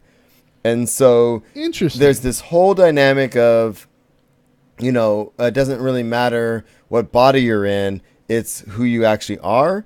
But of course, there's a mystery element to it. There's a detective element to it. It's pretty cool. Plus, it's gory as hell. There's nudity. It's great. It's like Game of Thrones in the future with body swapping. It's badass. Okay. It's pretty freaking cool. That said, I've also been watching a ton of Steven Universe. And it's been around for a while, and I know I'm late to the party, but my kids started watching it kind of without me, and I tuned in. I was like, this is brilliant. It's a brilliant show. It's a very inclusive show. Gender lines are blurred. Race. Everybody's represented, but it's also just like a really freaking cool show. And there are moments that actually get you, man. I've been really liking that a lot. Am I watching anything else? What else have we been watching? A little bit of Good Place, which I really like. I can't wait for season 3. We're behind, of course. And I've been watching a ton of Origins on Netflix as well, which tells the origins of things, which is cool. Cool. But anyway, what do you got? I'm actually, it's funny, I'm rewatching it or catching up on some older shows. I really should have spent the summer catching up on the Berlantiverse, but I just didn't. Yeah, I never did either. But I because of your wife, I actually started thinking, I stopped watching NCIS after season 9. They're now on season 16. She got to you. So over the last few weeks, I watched seasons 10 and 11. I'm partway through season 12. She got you. Yes, I started rewatching Cold Case, the old CBS show. Nice. But of course, over the summer, I watch every week. I watch American Ninja Warrior and MTV's The Challenge. I know it's my guilty pleasure. Yeah, It's we all crappy, have but ours. it's funny. So there's that. 2 things I'm actually looking forward to. I mean, all the stuff that's returning this year, but a couple of shows that I'm actually looking forward to that are not on normal content, which is actually something I should put in the streaming section, is a couple of new YouTube shows that I saw panels for at Comic-Con. One is called Origins. Oh, okay. And it stars Tom Felton from Harry Potter. But it's basically it's about a ship of new people that are going to a new planet. Okay. And then 8 of them wake up and everyone is gone. And you could tell something bad happened on the ship. But for some reason, these 8 to 9 people didn't get off the ship with everybody else. Okay. Because they were on cryosleep. And so, whatever. The other one is called Impulse. And it's actually from Doug Liman, who directed Swingers. He directed Edge of Tomorrow. He directed the first Bourne movie. He also directed Push. Or not Push. Oh, I know what movie you're talking about. What was the one with... the one with the disjointed sections with the kids? No. With Hayden Christensen, where I he think can... it's Jumper. Oh, Jumper. Okay. Okay. Well, the reason why because it's called Impulse because they never got the rights back from the company, so they can't call him Jumps or Jumper or whatever. But it takes place in that same universe. Okay. So I liked Jumper. Blake, thanks. Yeah, I'll check out Gravity Falls too. Thanks. So those things. And of course, I'm really looking forward to. I really need to catch up on Berlanti because we'll get to the news that was announced over the summer. Well, on that note, well, not on that note, but Kate and I actually watched. I've watched a couple of movies that I've been wanting to watch for a long time. I finally watched Justice League. Finally, that was. We should talk about that. That was a little more interesting than I thought it would be. And we watched something else with the kids recently. I'm trying to think. Maybe it was just something. It doesn't matter. But anyway, I feel like I'm forgetting a TV show that we've watched recently, the wife and I. We've been watching a lot of Altered Carbon. We're done with that.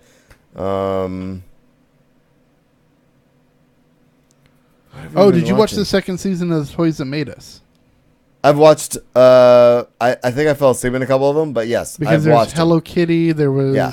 I need to rewatch Hello Kitty because I think it just played through, right. and I haven't watched it yet. But anyway, okay, cool. All right, let's move on. Disney parks. Yeah, so we're into another section that I've kind of created called Walk in the Park. And this is about parks news. So it could be Disney, it could be Six Flags, it could be Wizarding World. I was just there. Mostly about Disney, though, because it's just what there's going to be the most news about. Somebody at Disneyland found a really cool... if you open this, you can actually show the picture.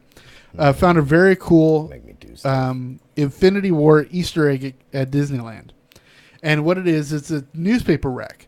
And you see, kids, what newspapers are print versions of news websites. Are you explaining what? Are you explaining what a newspaper is? It was a joke. I actually had a newspaper conversation with my child today at dinner. Interesting. So Yeah. basically, I had an old style newspaper rack, and in it was the cover was. It said, what's the headline say? Something. It says, "Oh no, they didn't." And it's the Iron Man, Spider-Man seen fighting alien foes. and it's the O-shaped alien craft that leaves the hemisphere Oh, that's great. in Infinity War. And then there's 3 headlines at the very top that are all about Wakanda. And one is talking about how they've joined the rest of the world. But I love once you read the middle headline because it's hilarious. Damn it. Hold on. Middle headline of what? The very top middle of on the newspaper. Oh, yeah, on the newspaper. It says, excuse me. It says, Princess Shuri at Coachella. Fierce royal fashion scene. Oh, that's amazing. Oh, that's great. I love that. That's so, good. anyways, it's just really cool that, Yeah. and I'm sure you can't open it, so you can't get the copy of these. Although it would be cool if they did print copies of Yeah, them. that would be cool. And Where is this at? It's In California Adventure it's somewhere at Disneyland. So Yeah. I'm guessing it's going to be in the Hollywood area of California Adventure. Yeah, probably. Which is where they're going to be doing their Marvel stuff. Nice. Actually, it would make sense if it was just outside the Mission Breakout ride. Yeah, that makes sense. So there's that. Oh, I put this in. Yeah, you did. This is in New York. This is not really Parks News. It's fine. But, you know, I thought you'd get a kick It's out Disney of it. since experience. It was New York. So the True expedition to celebrate Mickey Mouse's 90th anniversary is going to be in New York. Yes, because this is the 90th birthday. He was created in 1928. Yeah. So this is very cool. They're actually Funko's actually also releasing a whole a line of Funkos for Mickey. Yeah. And they're pre-ordering them right now. But there's a Steamboat Willie, Sorcerer's Apprentice, Nice. Band Leader, all the classics. Well, there's a link in the show notes too. There's a video and stuff. We're gonna move past it pretty quick, but it's pretty cool. I think if you're Awesome. out in New York, I mean, definitely check it out. Yeah, that would be very cool. All right, so we're on to Universal Usual. We got some Berlanti news, of course. Every year they do a major crossover. Last year was Crisis on Infinite Earths. The year before was the first time we ever saw Supergirl Right. in the Arrowverse. Why don't you tell everybody what the crossover is this year? It's Batwoman time, Yes, and that's gonna be who's playing it? Ruby Rose. Yes, She's and- from Orange is the New Black. Right. Wait, which one is she playing that? I'm trying to remember. She didn't start until season 4, I think. Okay. But anyway, so we've got Batwoman coming in. I'm behind on all this stuff, and it's so sad, dude. Okay, really quick here. You know how there's always outrage and faux outrage against any decision? For example, Kelly Tran from Right. Star Wars is going through a whole bunch of backlash right now for stupid reasons. The funny thing is the Batwoman character, which her name is, I think it's something Kane. Yeah. She actually just left Batman at the Altar in the comic series. Right. But the thing is, she did to leave for a woman. She's a lesbian, right? So, of course, when they cast Ruby Rose, people are coming out, why didn't they cast a lesbian to play this character? And then She's super lesbian.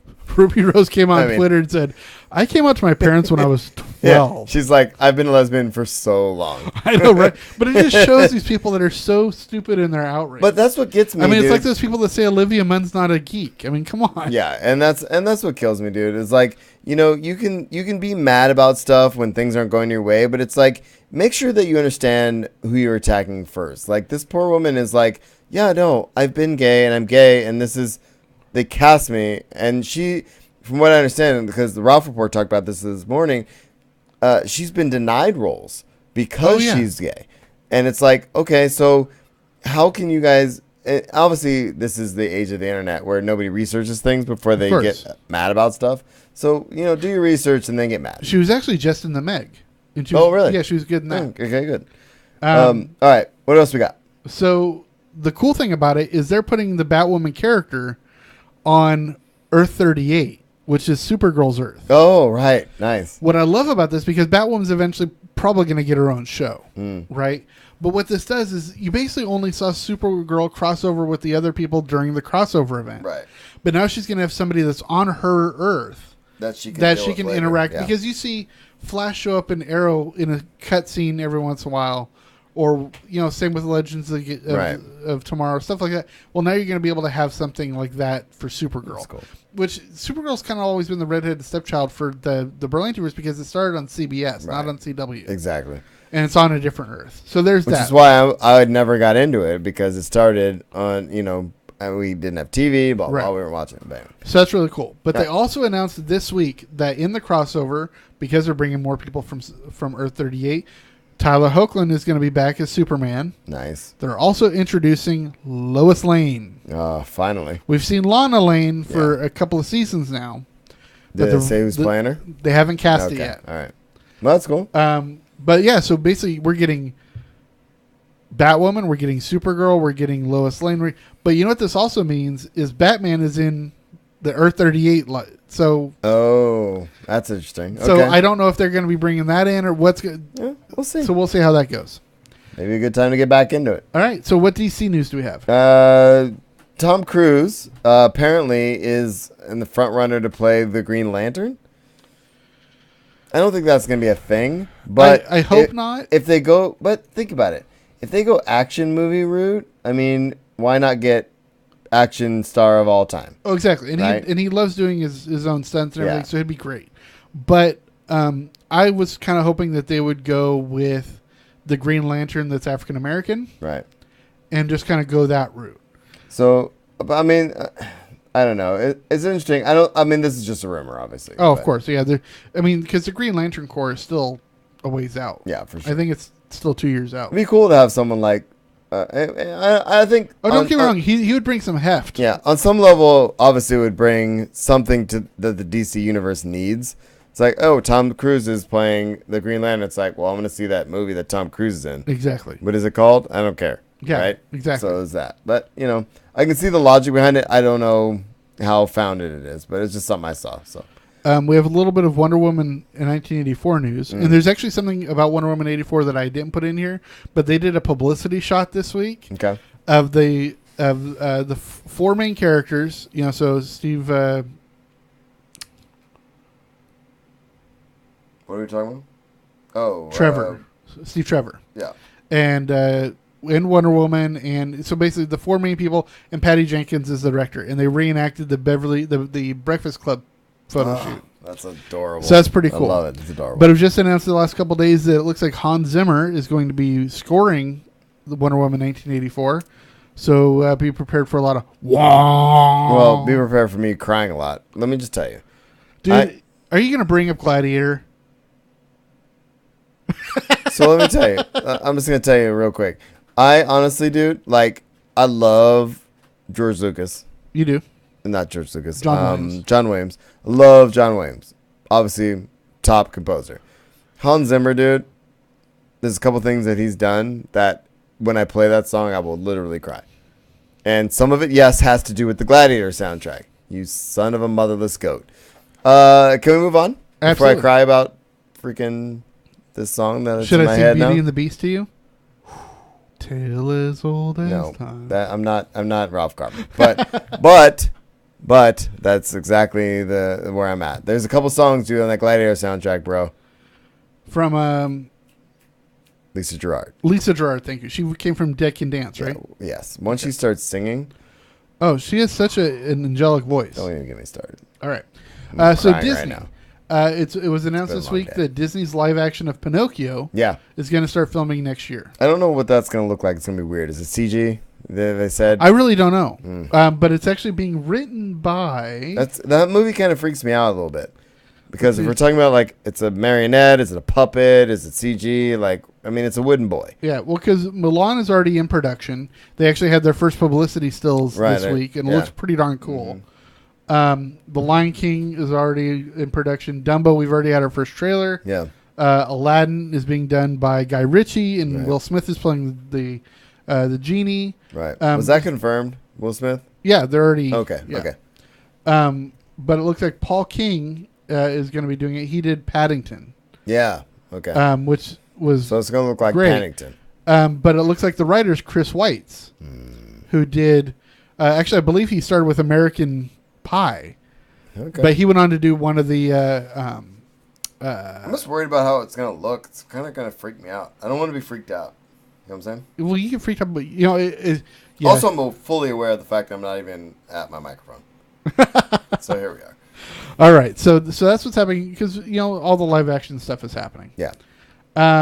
Because also right now they're also in production on Maleficent 2 right now. Right. It looks like Pirates of the Caribbean 6 is rumored to be in the works. Oh, cash cow. Yeah, it looks like they're going to keep the same director as 5, but it might not actually have Johnny Depp. It might go in a different route. I feel like at this point they don't necessarily need Johnny Depp, No. but especially with all the tie-ins with the parks and everything else, I mean, it'll be fine. I feel like maybe they need to do one more with Depp, and then they can kind of keep going. But Right. we're 5 movies in at this point. Exactly. All All right, so last week Disney announced their dates for D23. Okay. It's going to be happening August 23rd through 25th, 2019, and it's going to be back in Anaheim. Okay. They have I'm going to just It was kind of Orlando last year, right? Yeah. yeah. I'm going to just throw out some price points here really quick. You can go to the D23 website. Can anybody go to this? Yes. Okay. But they're more expensive if you're not a D23 member. No. If you're a gold member, you have exclusive rights to purchase single day and multi-day tickets until August 23rd, which is today. Mm-hmm. Actually, no, it's between August 23rd and November 20th. So I think it goes to the general public after We that. have a little time. Yeah, so we have a little bit of time. But the thing is, there was a deal. What's going to be is if you get a 3-day ticket, it's $177 for the gold members, $67 for 1 day. After November, it goes up to $219 and $79. Kids' prices are cheaper. Okay. Early bird pricing ends. Then there's that. Non-members are $249 instead of $177, and $89 instead of $67. Is that per day? $249 for 3 days, $89 Okay. for 1 day. That's not too bad. But the cool thing is That's roughly the price of Comic-Con tickets. right. Yeah. They're adding something new this year, and I'll read this whole paragraph. This is written by comicbook.com. Available exclusively to D23 Gold and Gold family members are VIP Sorcerer packages, offered in limited quantities at $2,500 per person. Benefits include a 3-day ticket, exclusive entry to the venue, reserved seating for all presentations, Wow. including Hall D23, which is the equivalent of Oh, Hall H, yeah. and the arena stage, Wow. as well as exclusive access to sorcerer-only convention areas, a private meet and greet, and other perks. God, what could that possibly cost? $2,500 per person. Also That's a for a lot of limited money. time between August 23rd and December 31st, so take advantage of that starting today. Ticket buyers, so you have to buy your ticket, and then you'll have access to purchase exclusive merchandise, including stars from the respective worlds of Mickey Mouse, Woody, Right, Black right. Panther, Animation Studios, Wow. Elsa, R2-D2, stuff like that. So, yeah. So, Detroit is expensive. That's what I've for come that up- package, yes. Well, sure, but that's what I've come away from Yeah. with this.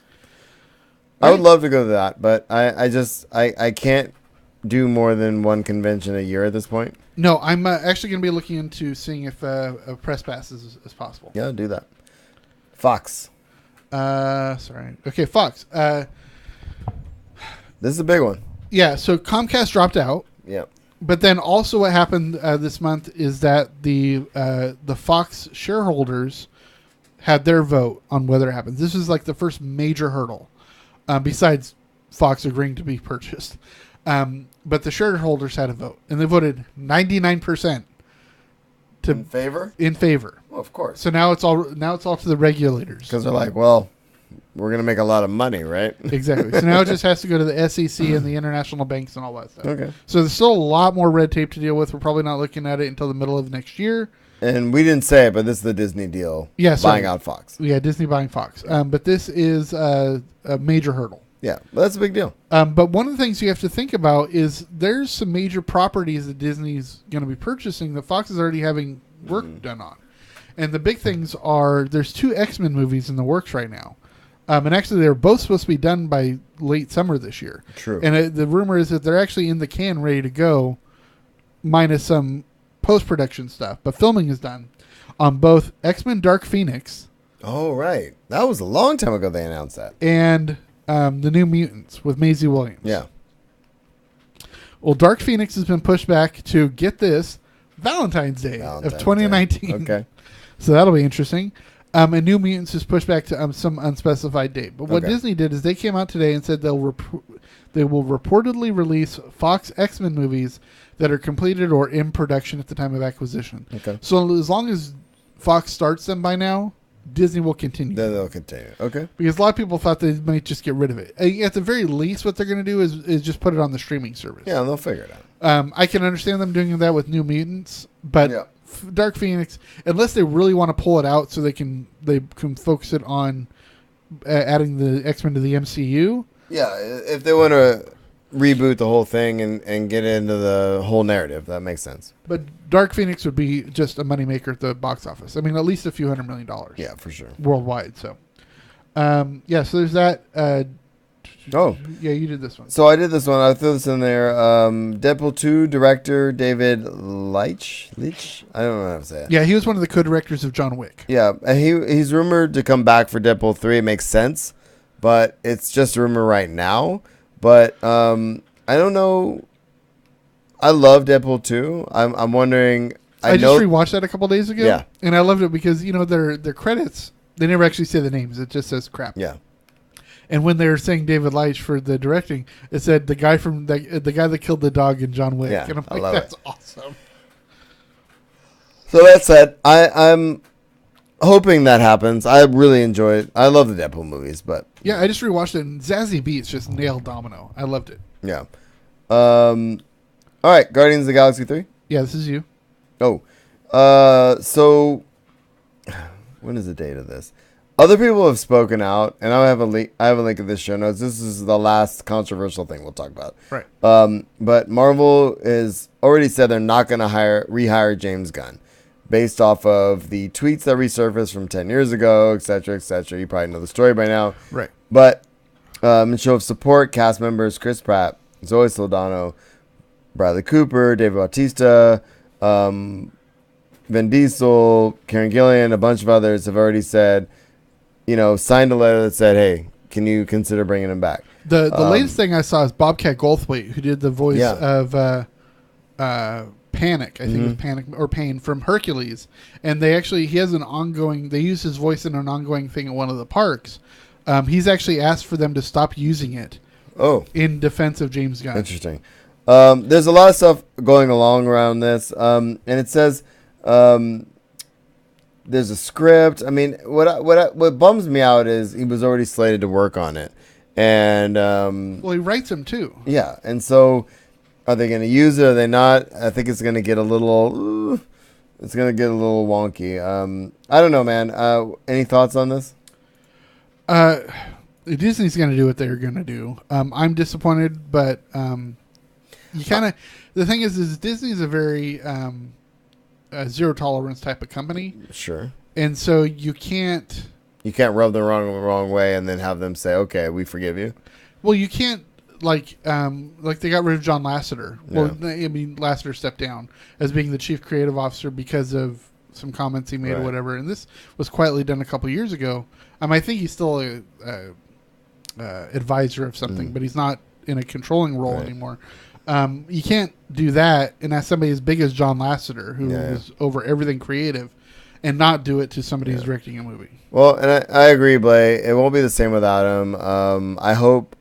I like to think they reconsider, but again, if they reconsider him, like Will said, you don't have to reconsider multiple other deals. But at the same time, a bad. Well, and Blaze right. James Gunn knows the characters best. Yeah. That's why they brought him into Infinity War Right. to write the Guardians For section. those characters, and Yeah. we talked about that. Yeah, I don't know, man. We'll see how this plays out. I don't think Disney's going to come back and say, okay, you can work on it, but at the same time, maybe they can find a happy medium somewhere. I don't know what that looks like. But. Yeah, I really don't know. All right, we have a couple more things, and we're out. Yeah, just a couple more. One thing from the Wizarding World, Natalie Dormer, who played a major role in Guardians of the Galaxy, and she was also credited in the Hunger Games series. Yep. She has been announced that she's going to be the voice actor that's going to be doing the Audible book for the new Harry Potter book, A History of Magic. Nice.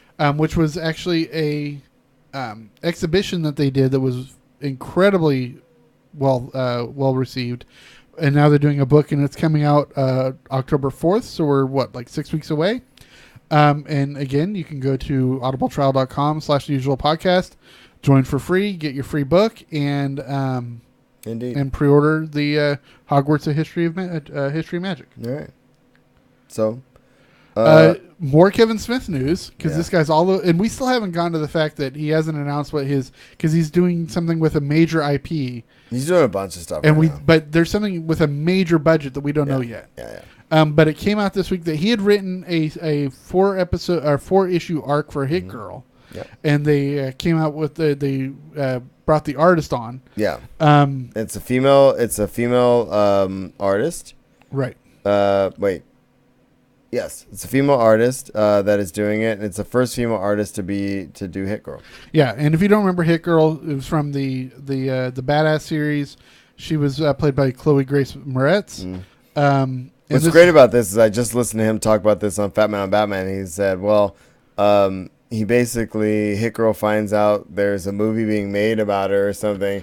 It's basically the Jay and Silent Bob. Jay and Silent Bob Yeah. plot, which is hilarious. Yeah, and so this was all announced by Mark Miller, who does a lot of the. Millar. Actually, I think it's pronounced. It's Is it written Miller or Millar, Millar? but I think always it's hear pronounced Miller. Okay, I don't care. But so basically, it's called talking about the movie angle. It's called Hit Girl: The Golden Rage of Hollywood. Instead of the Golden Age, it's the Golden Rage. that's great. And it's going to be a 4-issue arc, and it's going to start in January 2019 with issue 13, because Yeah. I think they're on issue 10 right now. Something like that, Because I think yeah. it's a monthly Okay. monthly issue, and they released the first cover. So if you want, I don't know if you want to bring it up, Yeah. but it's actually a pretty darn cool looking cover. You can bring it up. Sure, buddy. Oops. It actually reminds me. It's very Blunt Man and Chronic-ish. Let's see. Oh, that's cool. Hold on, let me,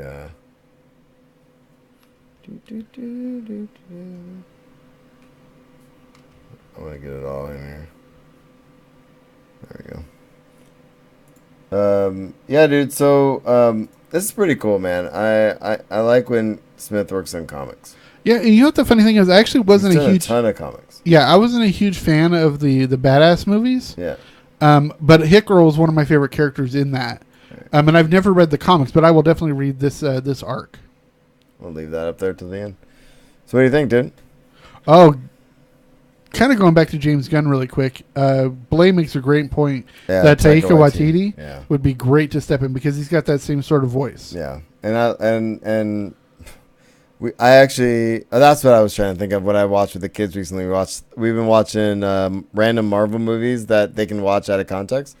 Thor, Right. Thor Ragnarok. They loved it. Oh my god, they loved it. It was. Well, I'm sure they loved Korg. And Korg, I mean that voice, dude. That Taika Waititi. I mean, homeboy. I can listen to him say anything. It makes me laugh no matter what.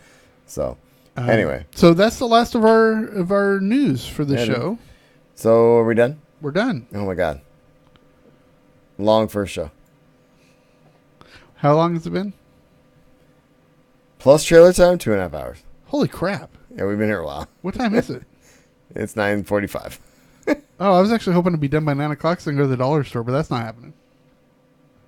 So thanks for tuning in to The Usual Podcast. If you have comments or questions, you can find us at theusualpodcast.com. Email us at theusualpodcast@gmail.com. And we're on Facebook, Google+, Pinterest, Instagram, Twitch, and YouTube. I'm at Darth Pops on Twitter, and Will is at Admiral Griggs. You can find us on all the social medias. You can find us on all of your favorite podcatchers. Share us, like us, and tell your friends. Teespring.com/store/usual-podcast. You can buy some merch, do some stuff. tell Don't your forget to friends. go to teespring.com/completionist. And if you use the code PUCKED3, 10% off anything in the store. You heard him. You heard the man. That's it. A couple other ways to support the show: audibletrial.com/usual podcast. Get a free audiobook on us. And the very best, awesome way to support us is our Patreon page, patreon.com/usual podcast. Give us $1 or $2 or more an episode. We'll send you some stuff. We'll like you. We'll shout you out. We'll do lots of things Which for reminds you me, because you're giving us money. I still have the bag of swag from Comic-Con that we need to send out. Shit, we got a bag of swag. Don't forget to try to become a drinking buddy. Become a drinking buddy and be awesome. Be awesome. Well, my friend, we got to get out of here. I'm tired. I know, but you know what I'm going to do, right? Yeah, I do. I'm going to have a fun. The rest of you have a fun. We'll see you all next week. Peace. So stupid. I I was trying to so stupid. I hate you. You love me. Thanks, guys. Whoever's in the chat room still. You're amazing. Blake, Thank you. I loved Ant-Man and the Wasp. I thought it was great. I haven't seen it yet. Very enjoyable. I thought the post-credit scene tied in very nicely with Well, the I rest had to of the leave town MCU. right when it came out. So. Evangeline Lilly was a revelation. She was. I mean, Okay. I've loved her since Lost, but she was really good as the Wasp. And actually, there was a cool article that hit comicbook.com today Sounds good. that Spider-Man and the Wasp are the only characters in the Marvel universe that have never killed anybody. Sounds good. I'm gonna stop the recording.